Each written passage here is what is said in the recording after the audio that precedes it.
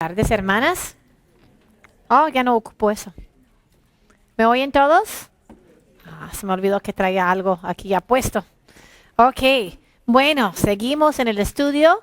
En lo que va del año, ya vamos casi terminando, de las bienaventuranzas. Si se acuerdan, las bienaventuranzas salieron del Sermón del Monte, un sermón que Jesús dio tempranamente en su ministerio y que explicaba de punto de partido quién realmente tiene la bendición, quién realmente es bendito, y realmente aquí vemos que quién también es partícipe en el reino de Dios. Vemos que llegamos ya a Mateo 5:10.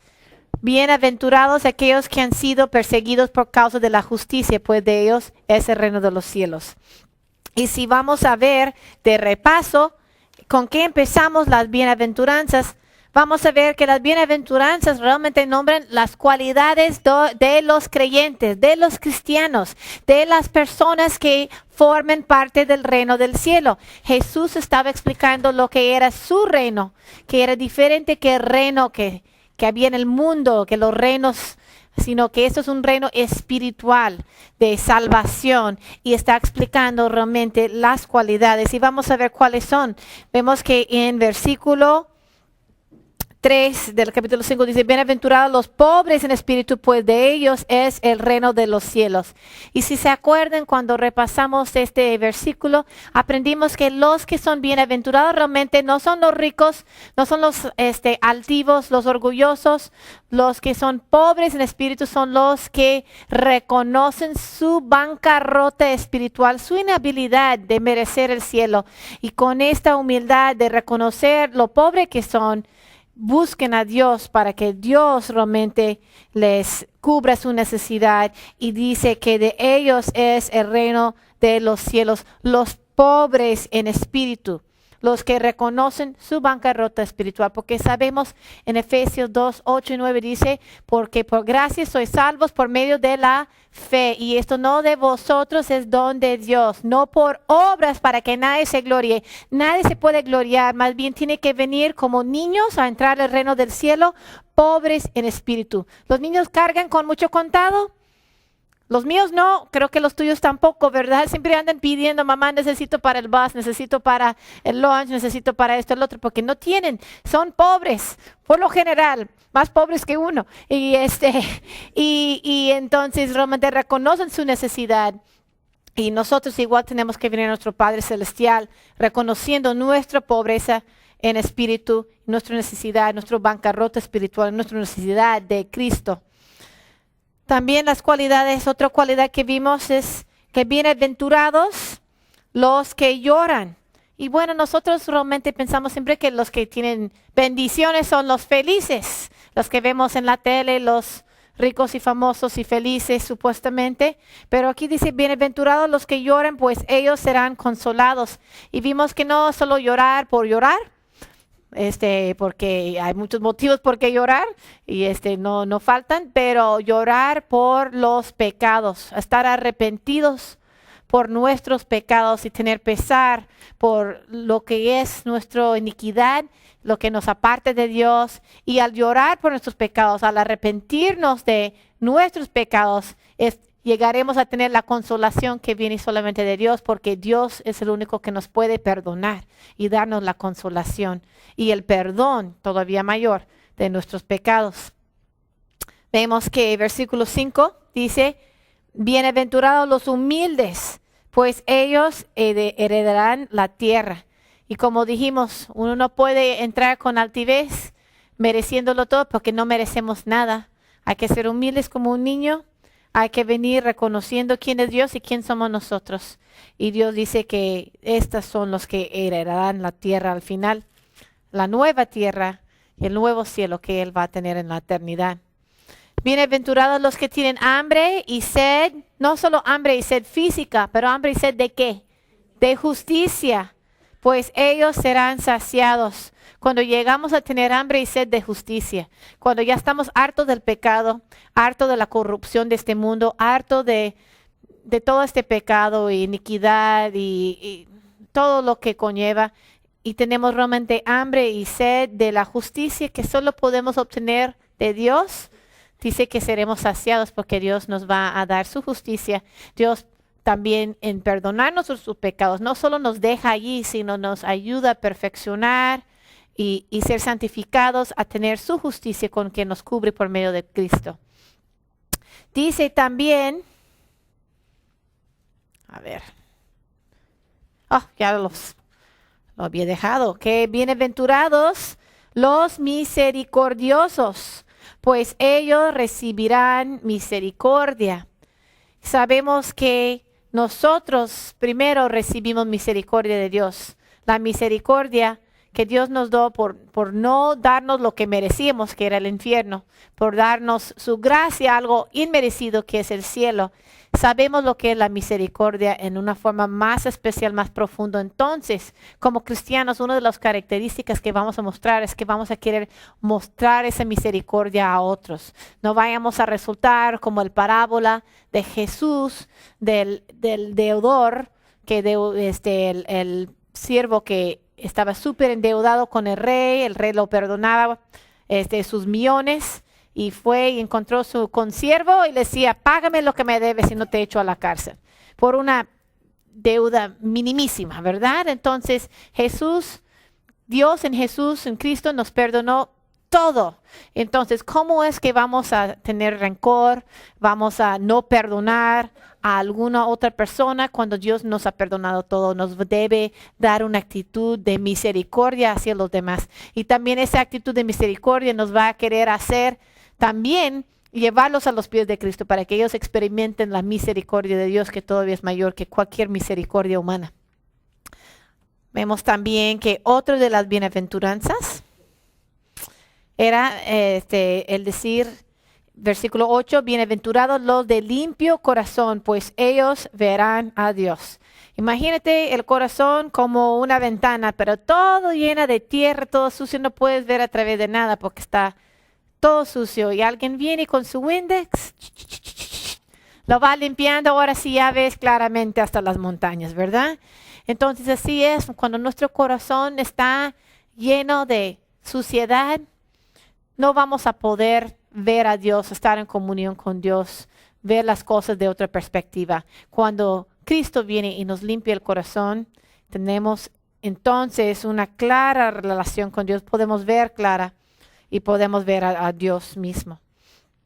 Entonces diré también en versículo 9, que bienaventurados los que procuran la paz, pues ellos serán llamados hijos de Dios.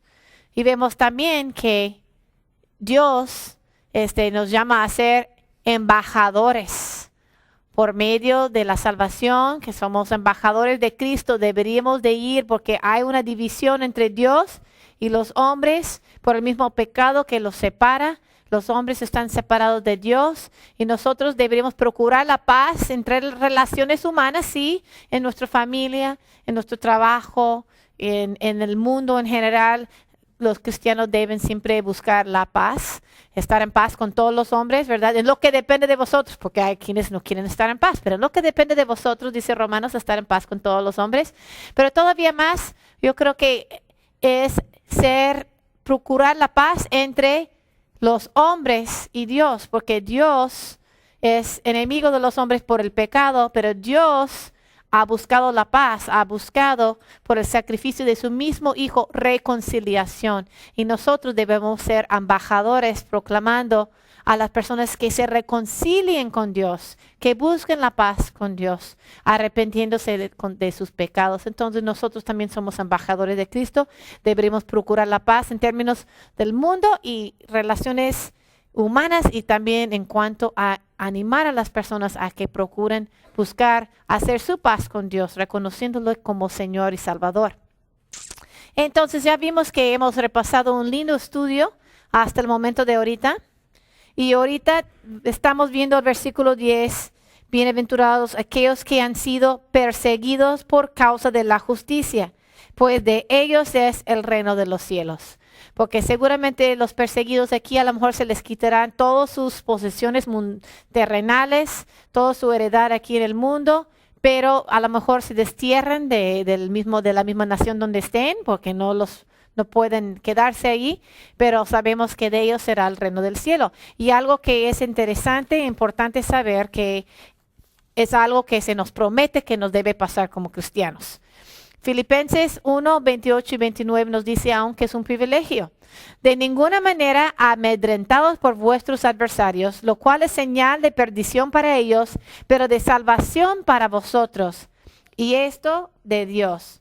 Porque a vosotros se os ha concedido por amor de Cristo no solo creer en Él, sino también sufrir por Él. Entonces algo interesante, dice que cuando nosotros somos perseguidos por la causa de Cristo, es una seña de dos cosas. Pues es una seña que las personas que te están persiguiendo, obvio, no son creyentes. Es una señal de perdición para ellos, pero de salvación para vosotros. También es una seña de que tú seas a lo mejor cristiano verdadero, porque estás padeciendo por Cristo.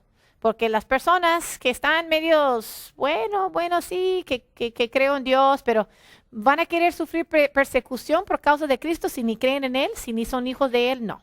Entonces, realmente las personas que sufren persecución por Cristo es una seña, es una comprobación de cierta forma de su salvación. Y fíjate cómo dice, porque a vosotros se os ha concedido, se nos ha dado el privilegio no solo de creer, sino también sufrir por Él, porque es un privilegio también sufrir por Cristo, porque Él sufrió por nosotros, nos puso, por ejemplo, y vamos a ver tantos versículos que podríamos entrar en más todavía, que dicen que el siervo no es mayor que su maestro, el estudiante. Entonces vamos a ver Hechos 5:41 también dice, está hablando en Hechos, si se fijan, en Hechos capítulo 5. Está hablando de los discípulos. Y los discípulos también fueron, tuvieron también persecución, porque fueron, dice que básicamente fueron llevados y les dijeron que no hablaran de Cristo. Y básicamente tuvieron, dice 33, cuando ellos oyeron esto, se sintieron profundamente ofendidos, querían matarlos. Cuando las personas escucharon lo que predicaban Pedro y los discípulos, y después de ser llevado delante de Gamaliel, que los escuchó y decía, bueno, los iban a encarcelar y toda la cuestión, pero decía Gamaliel 38, 39, por tanto, en este caso os digo, no tengáis nada que ver con estos hombres y dejadlos en paz, porque si estos planes o acciones de los hombres perecerá, pero si es de Dios, no podréis destruirlos, no sea que os hayáis luchado contra ellos. Entonces ellos aceptaron su consejo y después de llamar a los apóstoles los azotaron y les ordenaron que no hablaran en el nombre de Jesús y los soltaron. Ok, entonces pues por lo menos no los mataron. Por consejo de un judío sabio que decía, no estoy seguro, pero si es de Dios, esto no es de Dios, no va a seguir. Y si es de Dios, más vale que no estemos en contra. Pero igual les azotaron, los persiguieron, les dijeron que no hablaran más de Cristo. Y versículo 41 dice, ellos pues salieron de la presencia del concilio, regocijándose de que hubieran sido tenidos por dignos de padecer afrenta por su nombre. Y todos los días, ¿qué? ¿Dejaron de hablar de Cristo? Al contrario, ¿verdad? Porque luego también ahí dicen, ¿debemos de obedecer a Dios o a los hombres? En este caso, obedecieron a Dios, siguieron predicando a Cristo. Y dice, y en el templo y en la casa, de casa en casa, no cesaban de enseñar y predicar a Jesús como el Cristo. Y luego el libro de Hechos está lleno de varias persecuciones de los apóstoles y de Pablo en especial, de cómo sufrieron por seguir predicando a Cristo y no lo dejaron de hacer y lo vieron como un privilegio poder padecer por el nombre de Cristo. Entonces, vamos a ver que los discípulos sufrieron persecución, definitivamente. Ok. Segundo Timoteo 3, 10 a 12 dice, Pablo a Timoteo, pero tú has seguido mi enseñanza, conducta, propósito, fe, paciencia, amor, perseverancia, persecuciones, sufrimientos, como los que me acaecieron en Antioquía, en Iconio y en Listra. ¿Qué persecuciones sufrí? Y de todas ellas me libró el Señor.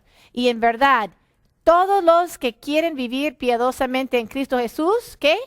Serán perseguidos. Entonces Pablo mismo puso el ejemplo y cuando hablaba de cómo había sido apedreado, naufragado, en hambre, en desnudez, con todo lo que pasó Pablo por predicar el evangelio y llevarlo a varias partes del mundo conocido en este tiempo, padeció. ¿Y qué padeció al final?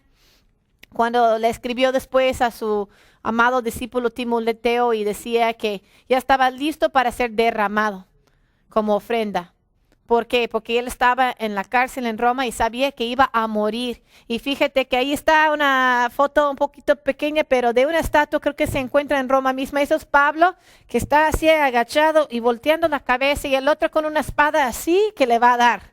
Porque según la historia que sabemos, Pablo fue ejecutado, decapitado. Y fíjate que no solo Pablo, sino que ahí no sé si lo pueden leer, pero está en inglés, pero de los 12 discípulos, según lo que entendemos, está un libro muy interesante que se llama el Fox's Book of Martyrs, o el libro de Fox, el libro de los mártires por el autor Fox. Es un clásico en la historia cristiana y explica a través de los siglos todos los martirios de grandes hombres de Dios. Y fíjate que según el conocimiento que tenemos, porque algunos está hasta en la Biblia, otros casos son por tradición que sabemos, Andrés fue crucificado.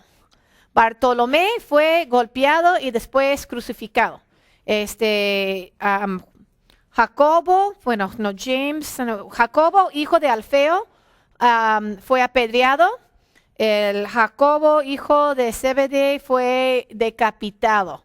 Juan es el único de entre los discípulos que no fue muerto por causa de persecución, sino más bien él fue exiliado, pero a la isla de Patmos, y allí tuvo la revelación, lo que es el libro de Apocalipsis, y lo escribió y murió de viejito, y Jesús mismo había predecido que así iba a morir. Y él fue el único que no fue muerto por su fe, por manos de hombres. Vemos que Judas, no el Iscariote, el otro Judas, porque hubieron dos, también apedreado. Mateo dicen que fue apuñalado con una lanza. Pedro también lo iban a crucificar y dijo, no soy digno, según la leyenda dice, no soy digno de morir como murió mi Señor crucificado. Entonces le murieron, le mataron, le mataron crucificándolo boca abajo. Entonces creo que también a su esposo le crucificaron. También Felipe crucificado, Simón crucificado, Tomás también con una lanza, Matías apedreado. Eso según lo que sabemos de la historia, de cómo acabaron cada uno de los discípulos muertos por su fe. El Juan, el único que murió por causas naturales. Entonces los discípulos pagaron con su vida. Entonces es algo interesante cuando hablan de la veracidad de la Biblia, porque algunos dicen, pues es que inventaron. Después de que se murió Jesús, pues esos hombres pues querían seguirla, tú sabes, haciéndolo como si fuera de verdad y decir que fue crucificado, y por eso siguieron y por eso se hizo la religión. Pero esos hombres que todos estaban con un temor, que todos abandonaron a Cristo en el momento de su muerte y después nomás cobrar ánimos a seguir toda la vida luchando por proclamar el evangelio y dispuestos a morir muertes terribles por una mentira, si supieran que era una mentira que habían inventado, y cada uno de ellos. Entonces es también un testimonio muy fuerte de la verdad de la crucifixión y de la resurrección, más aún de Jesucristo, y la verdad de lo que es la vida transformada de cada uno de estos discípulos, apóstoles, que después fueron dispuestos a dar su vida predicando el evangelio. Entonces, vamos a ver que también a través de la historia fueron perseguidos muchos mártires, y ese libro de Fox tiene muchos. Juan 15:20 dice, acordaos de la palabra que yo os dije, un siervo no es mayor que su señor, es lo que me referí hace un momento, pero no me acordaba cómo era la frase. Si me persiguieron a mí, también os perseguirán a vosotros. Si guardaron mi palabra, también guardarán la vuestra. Entonces, fíjate, entonces si a Jesús lo persiguieron, lo mataron, ¿por qué a nosotros no? Si lo vamos a seguir y ser fieles a su palabra. Entonces, vemos que aquí está un dibujo de lo que era el Coliseo en Roma. Y se acuerda, en el mismo tiempo de la Biblia en que fueron escritos varios libros de la Biblia, como el libro de Pedro, primero y segundo Pedro y todo, hablaban de las persecuciones que estaban sufriendo los cristianos, es porque era realmente una persecución tremenda en el tiempo de Nero y uno de los Césares de Roma, de los emperadores, realmente al principio persiguieron terriblemente a los cristianos. Se dice que Nerón usó a los cristianos como antorchas para alumbrar a sus fiestas de jardín de noche. Cristianos vivos, pintados de chapopote, yo creo, y con una llamarada, y así alumbraban muy bonito su fiesta. Yo creo que fiesta de terror sería para Halloween, si acaso, pero bueno, yo no quisiera andar en esa fiesta viendo gente agonizando en llamas, pero bueno, esto era su idea de cómo alumbrar sus jardines. Y también tenían ¿se acuerdan cómo dicen pan y circo? Con eso contentar a la gente. Eso originó en Roma. Decía, bueno, tener a la gente contenta, tenemos que darles un show. Entonces tenían el Coliseo y tenían los gladiadores y todo, pero uno de los actos más favoritos era echar a los cristianos a los leones y a las bestias que los fueran a devorar como un show público para la gente, como entretenimiento. Entonces había mucha persecución, y cuando Roma se quemó en un incendio muy grande, se destruyó mucho, que por cierto muchos dicen que Nerón posiblemente haya sido el que incipió ese incendio, porque realmente quería reconstruir cosas y no hallaba la forma de cómo quitar ciertas cosas. Decía, más fácil dejar que todo se incendie y luego puedo construir a mi gusto, sin tener que pedirle permiso a nadie porque el edificio ya no va a estar. Entonces le echó la culpa a los cristianos y tenía más motivo de andarlos persiguiendo. Pues culpa de los cristianos, ellos empezaron el incendio. Entonces hubo una persecución tremenda a través de lo que es el Imperio Romano, pero a pesar de la tremenda persecución, ¿se acabó la fe cristiana? No, sino más bien floreció. Y dicen que la sangre de los mártires fue como las semillitas que fueron brotando con flores por aquí y por allá, y ver que como esto hacía todavía prosperar más el evangelio, al contrario de lo que uno pensaría. Y vimos que a través de historias y historias de siglos hubieron siempre persecuciones de los cristianos hasta en la Reformación, personas que cuando empezaron a tener la Biblia y traducirlo a los idiomas y distribuirlos para que las personas pudieran leerlo, etcétera, etcétera. Varios de esos cristianos que fueron proclamando el evangelio a través de los siglos también fueron muertos en varias formas, muchos también quemados, burnt at the stake, se dice, que se ponen allí, o ahorcados, o muertos en alguna forma u otra por su fe, por obrar por el evangelio. Entonces eso no es nada de novedad. Y vemos que también hoy día los cristianos están perseguidos en todo el mundo. Y vemos que a lo que nos llamó Jesús no fue a la vida fácil. Decía Lucas 9:23, y decía a todos, si alguno quiere venir en pos de mí, niéguese a sí mismo, tome su cruz cada día y sígame. Entonces, cuando Jesús tomó su cruz y fue caminando, es porque sabía que esto se iba a acabar en su muerte. Y pide que los cristianos que le seguimos tomemos también nuestra cruz. Estemos dispuestos a dejar toda nuestra vida atrás y hasta perder la vida, porque sabemos que el que guarda su vida, trata de guardar su vida, que al final la perderá. ¿Verdad? Todos nos vamos a morir. Pero al que pierde su vida por Cristo, la hallará, porque la va a hallar en la vida eterna. No hay pierde si sabemos que para mí vivir es Cristo y morir es ganancia, decía el apóstol Pablo. Entonces él no tenía miedo a morir, porque sabía que morir es pasar a la presencia del Señor. Y entonces los cristianos tienen que estar dispuestos a seguir las pisadas de Cristo, llevando la cruz, y eso quiere decir que hasta la muerte puede llegar a ser posible. Aquí, hoy día, entonces, puede ser en muchas formas. Ahora, aquí en este país, la verdad, persecución tremenda, como hemos escuchado que haya pasado en otros tiempos y en otros países aún hoy no nos ha tocado. Las persecuciones tal vez vayan a ser no tan pesadas. Vamos a hablar un poco de eso, las persecuciones que podemos sentir, pero vamos a hablar todavía de algo que vemos que en otros países hoy día los cristianos sí están sufriendo bastante. En los países comunistas y los países islamistas, sobre todo, son los que están donde haya más abierta persecución. Puede haber todavía en algunos países, por ejemplo, latinoamericanos. He escuchado, por ejemplo, en ciertas regiones como en México, en Chiapas, ha habido mucha persecución de cristianos en los pueblos chiquitos. En ciertos lugares regionales, en ciertos lugares hay persecución muy abierta y muy fuerte y hasta matanzas también, pero definitivamente aquí es una revista que se llama Voz de los Mártires y es una revista, un ministerio que ellos apoyan a la iglesia que está sufriendo en varias partes del mundo. Esta es una foto de una señora coreana de Corea del Norte, porque Corea del Sur es libre y tienen muchos cristianos, la verdad, una buena población cristiana y mucho ministerio cristiano. Corea del Norte está bajo comunismo y no permiten adorar a Cristo abiertamente. También aquí hay muchos acerca de los países musulmanes, Pakistán, Arabia Saudita, donde realmente convertirte en cristiano puede causarte la muerte de tu misma familia, te puede matar.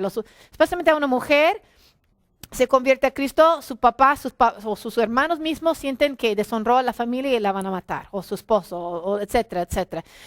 Fácilmente le quitan los hijos, fácilmente pasa cualquier cosa y no tiene protección. Han escuchado, de repente sale esas noticias que de Pakistán y de otros lados, de que vamos a matar a este porque blasfemó contra, por ejemplo, decir que es un cristiano, ya de decir que Cristo es la verdad y blasfemó entonces contra el Islam y le quieren mandar sentencia de muerte. Y entonces realmente ser cristiano, ser pastor, también proclamar el evangelio es ilegal en esos países. Hacer convertir a alguien es ilegal. Entonces si tú andas evangelizando, mucho problema. Fíjate que algo interesante hasta de eso del Corea del Norte, yo lo leí en el Wall Street Journal hace como 15, 20 días. Se me hizo tan curioso porque dije, ¿cómo eso no sale a la noticia en mayor forma? No sé si alguien escuchó esta historia, pero me hizo impresionante. Este joven dictador en Corea del Norte, que su papá hace poco murió y apenas tiene como 30 años. Recién puso a muerte a unas cuantas personas y fue tan curioso la historia porque era un periódico. No era el periódico cristiano que avisó eso, pero dijo que básicamente su esposa, la que tiene actualmente, antes era parte de una banda de música. Y entonces antes estaba de novia con la cantante de esa banda, pero su papá dijo que rompiera con ella y luego, bueno, acabó casándose con este otro miembro de la banda. Pero bueno, fue y agarró a esa mujer original, la exnovia, con su grupo de música y dentro de 3 días de haberlos arrestado, los mandaron a... ¿Y cuál fue la acusación?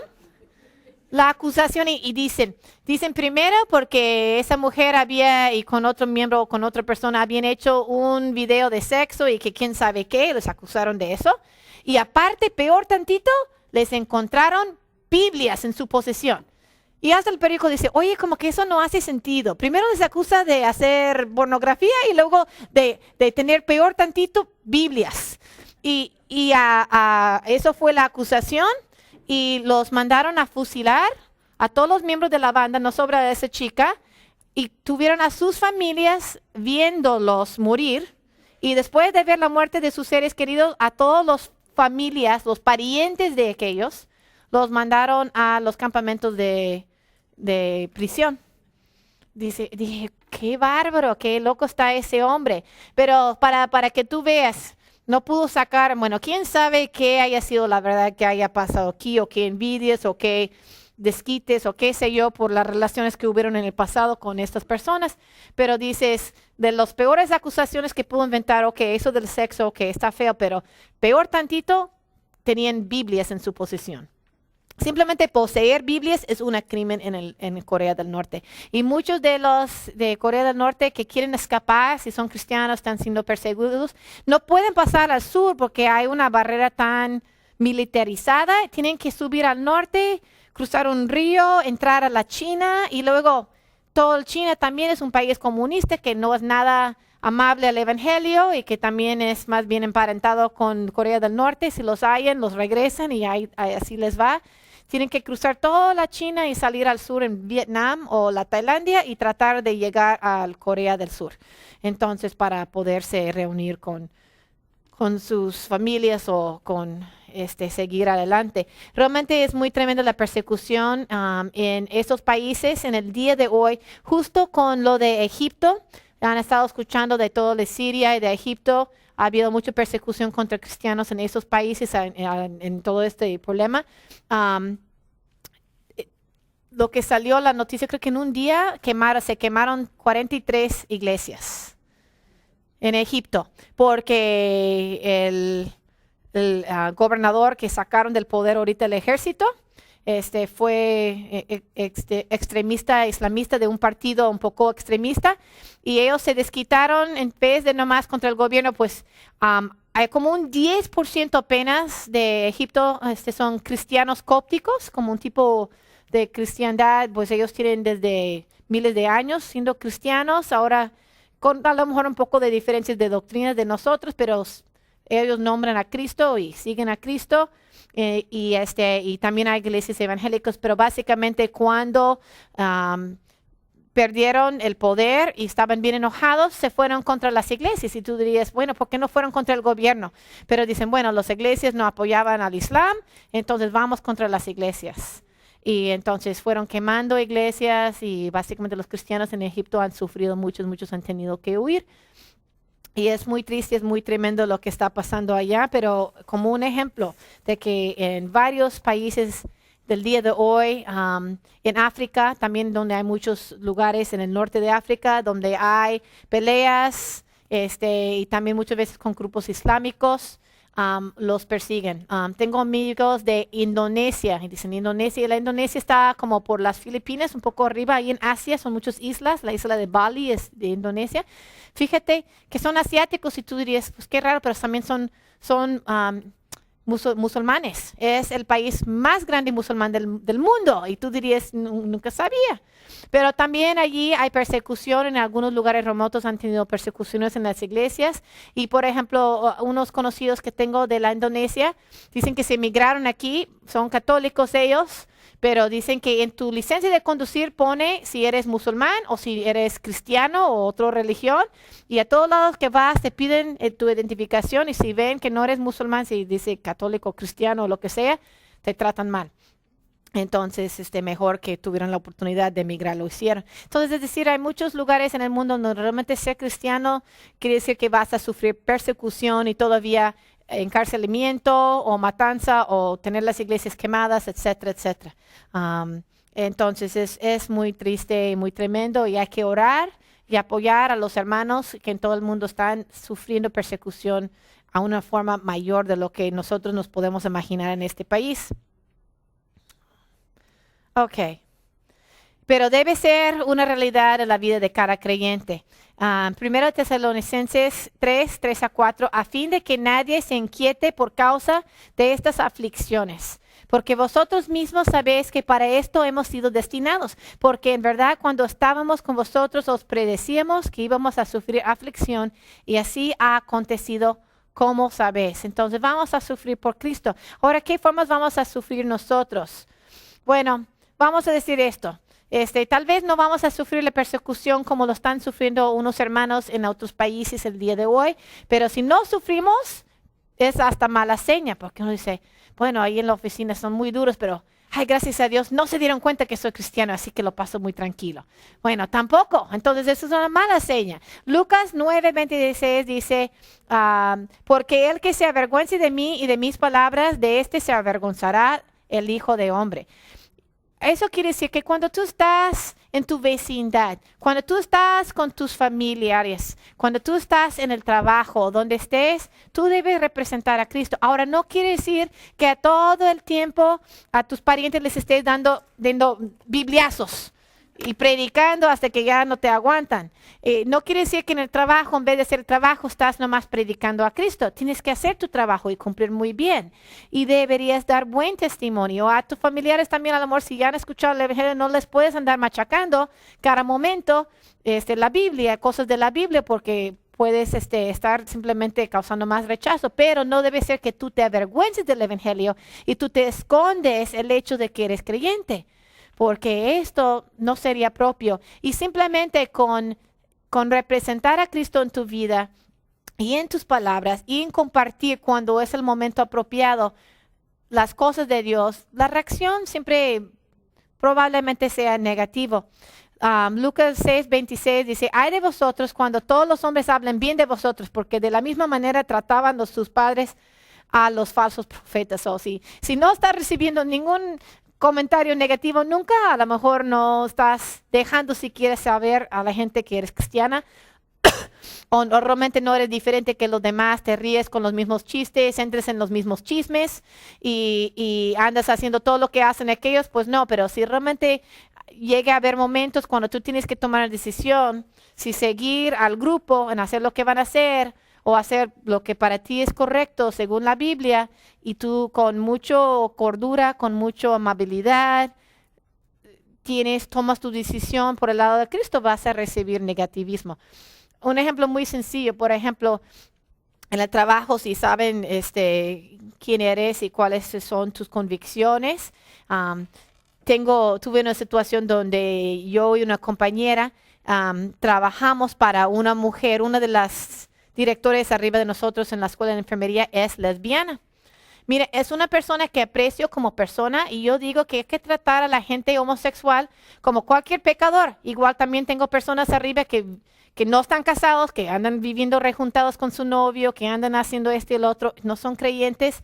La verdad, que Dios los salve, que Dios les tenga misericordia. No los voy a maltratar ni a hablar mal de ellos por su pecado, porque todos somos pecadores, aunque es un pecado muy especial.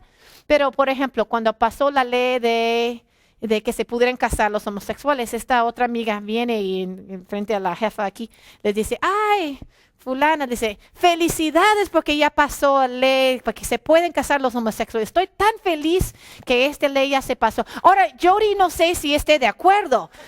Y ahí como que, ¿y yo qué tenía que ver en eso? ¿Y quién le voy a decir? Ay, sí, felicidades. No, yo no puedo decir eso, nomás sonreír. Porque obviamente yo no puedo dar la aprobación y a veces así ha pasado también en el trabajo. Yo sé que a mi esposo le han preguntado, ¿y a ti qué te parece que se casan los homosexuales? Y dice, bueno, sinceramente que la Biblia dice el otro. Oh. Y pues luego el otro muchacho, uno que era homosexual, ya no lo quiere de repente. Y él sigue siendo amable, pero no puedes comprometer la verdad. Y no tienes que ir y andar denunciándolos o qué sé yo. No tienes que ir y dar mal testimonio, pero tienes que, cuando estás enfrentado en una situación, tomar la decisión de decir la verdad, como es, y con mucho amor. Y pidiendo en oración para la salvación de esas personas y no nomás buscando ofender por ofender, pero uno tiene que decir lo que es la verdad según la palabra de Dios. Y fíjate entonces, si cuando pasan esas cosas, digo, pues esa es la incomodidad más pequeña comparado con lo que sufren muchos cristianos, pero es una forma que sufrimos. Puede ser que cuando tú te juntes con los parientes, ya no te quieren igual porque ya no le entras a la tequila como antes y ya no eres tan chistosa y dicen, ¿qué te pasó? Ya se volvió muy aburrida. Que antes te acuerdas qué alegre era. Bueno, ¿sabes qué es? Que ya no tomo, o no, ya por lo menos no tomo en exceso como antes porque no es bíblico y pues te van a ver con cara de fuchi o ya se convirtió, aleluya, o qué sé yo. Pero de que hablen mal de ti o que te maltratan, porque ahora llevas un testimonio cristiano, no es de lo cual estar triste, ni estar, sino más bien decir, como decían los discípulos antes, que es un privilegio sufrir por Cristo. Entonces, es importante reconocer que eso va a ser un factor en nuestras vidas, y si no lo está, entonces a lo mejor algo anda mal con nuestro testimonio. Ok. Entonces, cuando estaba leyendo acerca de eso, yo pensé, me acordé de un tema que me gustó. Y vas a decir, ¿cómo está relacionado eso? Pero me gustó mucho un libro que sacó John MacArthur, chiquito, pero me ayudó mucho en mi adolescencia. Yo creo que a lo mejor a mucha gente les gustaría también saber eso, porque mucha gente dice, ¿cómo saber cuál es la voluntad de Dios en mi vida? Yo no sé qué hacer con mi vida, yo no sé qué dirección tomar, si estudiar esto, estudiar lo otro, trabajar aquí, trabajar allá, casarme con este galán o el otro, quedarme soltera. ¿Qué es la voluntad de Dios para mí en especial? Y algo muy importante es simplemente aplicar los principios de la Biblia a tu vida, a ver si tú andas de acuerdo a la voluntad de Dios en las cosas que sabemos que son la voluntad de Dios. Primero, la voluntad de Dios en tu vida, que seas salvo. Entonces dijimos, si no estás sufriendo por causa de Cristo, tienes que examinar tu vida. A lo mejor ni salvo eres, a lo mejor piensas que eres cristiana, pero realmente nunca has llegado a tener una relación personal con Cristo. Y sabemos que aquí vemos que aquí está Dios, aquí está el mundo, las personas, aquí hay una separación bien tremenda que es por el pecado. Y Cristo Jesús, muriendo en la cruz, pagó por ese pecado y hizo la forma que nosotros nos reconciliáramos con Dios por medio de la fe que ponemos en Cristo, en recibir a Cristo como nuestro Salvador y Señor. Podemos reconciliarnos con Dios y cruzar al otro lado y tener la salvación y la reunión con Dios. Entonces, primero sabemos en 1 Timoteo 2:4, el cual, hablando de Dios, quiere que todos los hombres sean salvos y vengan al pleno conocimiento de la verdad. Esa es la voluntad de Dios. Ahora, no todos lo van a lograr, pero si quieres saber cuál es la voluntad de Dios, primero, ser salvo. Que sea santificado. 1 Tesalonicenses 4:13, porque esta es la voluntad de Dios, vuestra santificación. Estamos hablando de la pureza, de la santidad. Ya siendo cristiano, no es de que gracias por la salvación, Dios, voy a seguir mi camino pecando todo lo que quiera, porque ya me salvaste del infierno, no, sino que ahora nos quiere transformar la vida y deberíamos de ser santos como Él es santo. Entonces, si estás diciendo, ¿cuál es la voluntad de Dios? Bueno, primero que seas salvo, segundo que seas santificado. 3, que seas lleno del Espíritu. Dice Efesios 5:17-18, así pues no seáis necios, sino entended cuál es la voluntad del Señor. Y no os embriaguéis con vino en lo cual hay disolución, sino sed llenos del Espíritu. ¿Qué pasa cuando estás lleno del vino? ¿Quién controla? El vino. Y la persona hace cualquier cosa porque no tiene control bien de sus 5 sentidos y de sus acciones, hace cada tontera que después dice, ay, qué carambas que hice. Pero entonces dice, en vez de compara lo que es ser controlado por el vino, mejor hay que ser controlados por el Espíritu Santo. Que Dios morando en nosotros nos guíe en nuestras acciones. Fíjate que también otra área que debes examinar de tu vida, que seas salvo, santificado, lleno del Espíritu, también sumiso a las autoridades. Santiago 4:7, por tanto someteos a Dios. Y puse aquí esos 2 hombres en una bici muy rara. ¿Tú crees que funciona una bici así? Uno yendo para acá, uno yendo para allá, no va a llegar a ningún lado. Así es cuando nosotros no nos sometemos a la autoridad que Dios nos ha puesto. Como mujeres, ¿qué autoridad tenemos muchos si somos casados? Los esposos. Entonces, los esposos, también dice en Hebreos 13:17, obedecer a vuestros pastores y sujetaos a ellos, a los liderazgos en la iglesia. Pedro 2:13, someteos por causa del Señor a toda institución humana, ya sea el rey como autoridad. Entonces, realmente también si estamos nosotros rompiendo la ley, siendo insumisos a la dirección de nuestro esposo, de nuestro pastor, tampoco podemos estar en la voluntad de Dios y dice que hay que estar sumisos. Entonces, esa es otra área, pero un área que me acordó del tema, lo que estamos hablando, que estés sufriendo. Es la voluntad de Dios, ya vimos que sufrimos por Cristo. Y entonces tienes que examinar tu vida y decir, ¿estoy dispuesto a sufrir y realmente llevo un testimonio y sufro por Cristo? 1 Pedro 5:10 dice, y después de que hayáis sufrido un poco de tiempo, el Dios de toda gracia que os llamó a su gloria eterna en Cristo, Él mismo os perfeccionará, afirmará, fortalecerá y establecerá. Vamos a sufrir en este mundo y no debemos sufrir, como dice la Biblia, por maldades que estemos haciendo, debe ser por causa de la justicia y por Cristo que sufrimos. Entonces el Señor nos va a bendecir y nos va a fortalecer a través de esas pruebas y afirmar y establecer y todo lo demás nos será añadido. Entonces, también tener continua acción de gracias. 1 Tesalonicenses 5:18, da gracias en todo porque esta es la voluntad de Dios para vosotros en Cristo Jesús. Y me acuerdo hablando de eso, del mismo sufrimiento podemos dar gracias.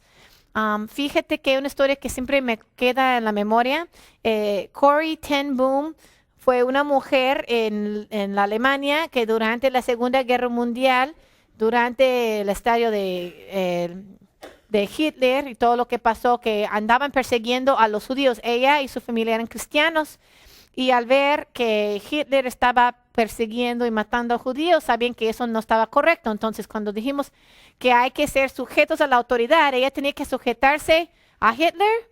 Bueno, en lo que decía, no pases el semáforo en rojo, sí. Pero cuando decía, entréganos a tus vecinos judíos a que los matemos, no, porque sabía que eso era contra la palabra de Dios. Entonces, siempre eso de ser sumiso a la autoridad, es someternos a la autoridad, solo que siempre y cuando no esté directamente en conflicto con lo que nos dice la palabra de Dios. Es decir, si tu esposo te dice, ¿sabes qué? Este sábado no vamos a ir a tal lado porque yo prefiero que vayamos al otro, o que sabes que a lo mejor en un conflicto tenemos que hablar y ver qué, pero realmente si él realmente quiere tomar la decisión por la familia de guiarlos a que tomen la decisión esa, tenemos que aprender también a someternos. Pero si nos dice, ven, vamos a robar al banco, ahí dices que no, porque eso va contra la palabra de Dios. Entonces, esta mujer y su familia escondieron más bien a judíos en su casa, hicieron un lugarcito escondido, con unas puertas escondidas para que se metieran cuando fueran a venir los nazis a buscar a la casa por ellos, que todos se metían en su lugar escondido para esconderse de los nazis. Y bueno, ella y su familia fueron hallados, no los hallaron a los judíos, fíjate que los judíos escaparon, pero ellos, los nazis llegaron a saber que ellos estaban haciendo eso y protegiendo, ayudando a los judíos y los mandaron a los campamentos de concentración a ellos. Entonces, en uno de esos, ella estaba allí con su hermana y los mandaron a otro dormitorio, otro lado del campamento, y que cuando llegaron dijeron, qué horror, qué horrible, porque ahí había muchas pulgas y piojos. O pulgas, o creo que pulgas, ¿no? Y decían, no, y las pulgas a cada rato picaban y molestaban y dijeron, qué horror. Y la hermana de Corrie le dijo, hay que darle gracias a Dios por las pulgas. Y dijo, ¿cómo vamos a darle gracias? Por todo le voy a dar gracias menos por las pulgas. Pero fíjate que dice que a rato se dio cuenta que su hermana tenía razón, porque gracias a las pulgas, los soldados que guardaban el campamento ni querían acercarse a ese dormitorio, porque tampoco querían mucho a los pulgas y no querían que se picarse con las pulgas. Entonces se mantenían muy alejados y los dejaban muy en paz, muy tranquilos para adorar a Dios, para leer su pequeña Biblia de contrabando, sin que nadie les molestara, que nadie les interrumpiera y pudieran, tú sabes, adorar a Dios y estar tranquilos y compartir el evangelio sin tener ese problema de las guardias que antes tenían en otro lado. Gracias a las pulgas. Entonces, hasta en las cosas en los momentos de persecución y de tribulación, debemos de estar con gratitud en nuestro corazón, porque sabemos que Dios para todo tiene un propósito. Entonces, lo lindo es cómo tomar decisiones. Si estos principios están alineados en tu vida, sigue tu corazón. Eso está lindo. Entonces tienes que ver, mire, primero debo alinear mi vida para saber si estoy en la voluntad de Dios. Puedo alinear mi vida con esos principios. Ser salvo, santificado, lleno del Espíritu, sumiso, sufriendo y agradecido también. Y si todos estos principios no estén perfeccionados, porque ninguno estemos en la perfección, pero estén realmente evidentes en mi vida y creciendo, entonces puedo seguir los deseos que tengo en el corazón. ¿Por qué? Dice Salmos 37:4, pon tu delicia en el Señor y Él te dará las peticiones de tu corazón. Y una interpretación de ese versículo es que no solo te va a conceder todo lo que quieras, sino más bien Él te pondrá los deseos en el corazón, los deseos que Él quiere que tengas. Entonces dices, bueno, si debo casarme con este galán o con el otro, pues sigue, mira, checa toda esta lista, a ver si estás bien. Claro, si realmente hay liderazgo, por ejemplo, estás jovencita y quieres andar de novio con este y tus papás te están diciendo que no, entonces, y si lo haces, ya no estás en la sumisión, ¿verdad? Si dices, quiero con este galán o no. Bueno, entonces dices, pero este galán no es creyente, pero lo quiero mucho, voy a ir con él. Pero luego checas. Entonces, esto es parte de la santificación, que la santificación sería apartarse del pecado y la Biblia dice, no andéis en yugo desigual. Bueno, entonces eso va fuera de la línea. Pero si yo veo que todos estos principios están alineados y entre este galán y el otro, cristianos, no hay nadie que me dice que no hay ningún problema, que no, no hay un problema de pecado, Ok, pues escoge el que te guste. Y también tienes confianza de que el Señor esté en control. Si te tomaste la decisión errada, que digamos, no te preocupes, Dios se va a encargar de andarte dirigiendo, ¿verdad? De cerrar una puerta, de abrirte otra, de cambiar las circunstancias, puedes confiar en Dios y seguir adelante. Pero es muy importante, esos son unos principios que puedes usar para checar si tu vida está alineada con la voluntad de Dios que Él proclama en su palabra. Y de lo demás, las decisiones los tomas poniéndolos en oración, pidiendo que Dios te guíe y sin tanto temor, porque algunos dicen, si escojo el muchacho equivocado, voy a sufrir el resto de mi vida. No te preocupes, Dios se va a encargar. Tú encárgate de checar tu vida y asegurar que tú estás siguiendo los principios bíblicos de la voluntad de Dios. Y luego poniendo todo en oración, tomar la decisión y seguir adelante. Bueno, ¿cómo aguantar la persecución? Cuando nos vienen las cosas duras que nos pueden venir por seguir a Cristo. Simplemente cuando estaba en México ahorita en el verano, y visitamos, hubo unas conferencias que se llevaron a cabo con uno de los seminaristas de acá que fueron a servir en unas iglesias. Conocimos dos mujeres en una iglesia en Arandas, Jalisco, y eran dos amigas, mujeres solteras, que se habían conocido en la iglesia y que decían también de que por ser cristianas, eran las únicas cristianas en su familia, sufrían mucha persecución de sus hermanos, de sus papás, que decían, ¿y por qué vas a la iglesia evangélica? ¿Que por qué llegaste tarde? ¿Por qué fuiste al servicio? Y hasta uno hasta había recibido golpes de sus familiares por estar asistiendo a la iglesia. Entonces, siempre hay unos casos más lejanos, otros casos más cercanos, que vamos a ver de la persecución y de diferentes cosas en nuestras propias vidas. O puede llegar un momento en que este país, aunque ahorita estamos en la gloria, en que decir libertad de adorar y de servir a Dios, pero puede llegar un momento en que la persecución se ponga más dura. O que Dios nos llame a ir a otro país y nos toque realmente pasar una persecución de esas mayores. Romanos 8:35 en adelante dice, ¿quién nos separará del amor de Cristo? ¿Tribulación o angustia o persecución o hambre o desnudez o peligro o espada? Tal como está escrito, por causa tuya somos puestos a muerte todo el día. Somos considerados como ovejas para el matadero. Pero en todas estas cosas somos más que vencedores por medio de aquel que nos amó. Porque estoy convencido de que ni la muerte, ni la vida, ni ángeles, ni principados, ni lo presente, ni lo porvenir, ni los poderes, ni lo alto, ni lo profundo, ni ninguna otra cosa creada nos podrá separar del amor de Dios que es en Cristo Jesús, Señor nuestro. Sabemos que nada nos puede separar del amor de Dios, ni la persecución más tremenda, porque Dios nos dará gracia.